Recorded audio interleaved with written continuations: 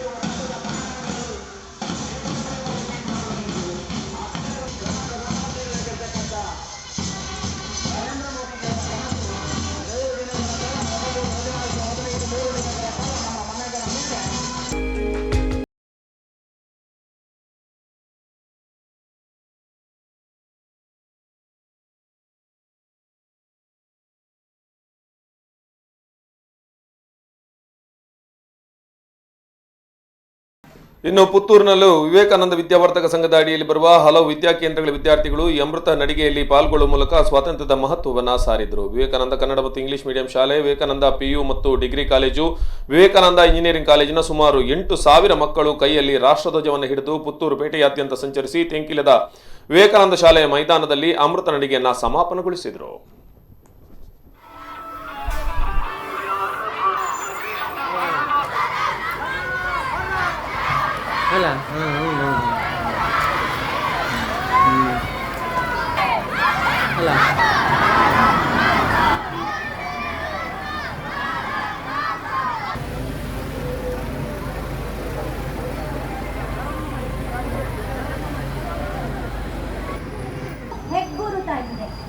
ಈ ಹೆಗ್ಗುರುತಿಗೆ ವಿದ್ಯಾಸಂಸ್ಥೆ ವತಿಯಿಂದ ಭಾರತದ 75ನೇ ಸ್ವಾತಂತ್ರ್ಯದ ಈ ಒಂದು ಸಂಭ್ರಮಾಚರಣೆಯಲ್ಲಿ ಅಮೃತ ನಡಿಗೆ ಅನ್ನೋ ಒಂದು ಕಾರ್ಯಕ್ರಮನ ಹಮ್ಮಿಕೊಂಡಿರುವಂಥ ಎಲ್ಲ ವಿವೇಕಾನಂದ ವಿದ್ಯಾಸಂಸ್ಥೆಯ ಮುಖ್ಯಸ್ಥರುಗಳಿಗೂ BE ಇಲ್ಲಿ ಸೇರಿರುವಂಥ ಎಲ್ಲ ವಿದ್ಯಾರ್ಥಿನಿಯರು, ಪುತ್ತೂರಿನ ಜನತೆ ಹಾಗೂ ಮಾಧ್ಯಮ ಮಿತ್ರರೇ, ನಿಮ್ಗೆಲ್ಲರೂ ಒಂದಿಷ್ಟ.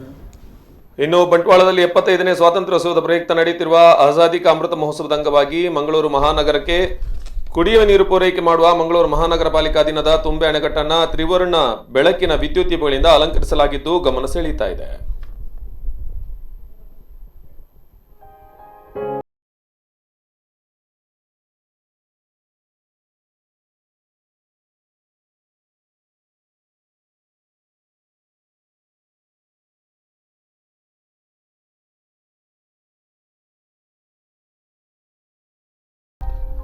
ಇನ್ನು ಚಿಕ್ಕಮಗಳೂರಿನಲ್ಲಿ 3 ವರ್ಷದಲ್ಲಿ 36,000 ಕಿಲೋಮೀಟರ್ ಸೈಕಲ್ ತುಳಿದ ನಿವೃತ್ತ ಯೋಧನಿಂದ ಮನೆ ಮೇಲೆ ಬಾವುಟ ಕಟ್ಟಿಸಿದ್ದಾರೆ ಮಲೆನಾಡಿಗರು. ಯೋಧನಿಂದ ಬಾವುಟ ಕಟ್ಟಿಸಿ ಹರ್ ಘರ್ ತಿರಂಗ ಆಚರಣೆ ಮಾಡಿದ್ದಾರೆ. ಮೂಡಿಗೆರೆ ತಾಲೂಕಿನ ಕೊಟ್ಟಿಗೆಹಾರದಲ್ಲಿ ಈ ಒಂದು ಕಾರ್ಯಕ್ರಮ ನಡೆದಿದೆ.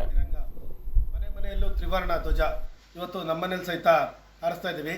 ಇವತ್ತು ನಮ್ಮ ಸೌಭಾಗ್ಯ ಅಂದರೆ ದೇಶಾದ್ಯಂತ ಅನೇಕ ಕಾರ್ಯಕ್ರಮಗಳ ಮೂಲಕ ಸೈಕಲ್ ಜಾಥಾದ ಮೂಲಕ ದೇಶಾದ್ಯಂತ ತಿರುಗಾಡುತ್ತಿರುವಂಥ ಬ್ರಿಜೇಶ್ ಶರ್ಮಾ ಅವರು ನಿನ್ನೆ ನಮ್ಮ ಜೊತೆ ಸಿಕ್ಕಿದ್ರು. ಅವರು ಇವತ್ತು ನಮ್ಮ ಮನೆಗೆ ಬಂದು ನಮ್ಮನೆ ತ್ರಿವರ್ಣ ಧ್ವಜ ಅವರೊಂದಿಗೆ ನಾವು ಇವತ್ತು ಹಾರಿಸ್ತಾ ಇದ್ವಿ. ಅದು ನಮಗೆ ಖುಷಿ ವಿಚಾರ. ಹಾಗೆ ಪ್ರತಿ ಮನೆಯಲ್ಲೂ ತ್ರಿವರ್ಣ ಧ್ವಜವನ್ನು ಹಾರಿಸ್ಬೇಕು ಅಂತ ಈ ಮೂಲಕ ನಾನು ಕೇಳ್ಕೊಳ್ತಾ, ಧ್ವಜಕ್ಕೆ ಗೌರವವನ್ನು ಕೊಡ್ತಾ, ಸ್ವಾತಂತ್ರ್ಯದ 75ನೇ ವರ್ಷದ ಅಮೃತ ಮಹೋತ್ಸವದ ಕಾರ್ಯಕ್ರಮವನ್ನು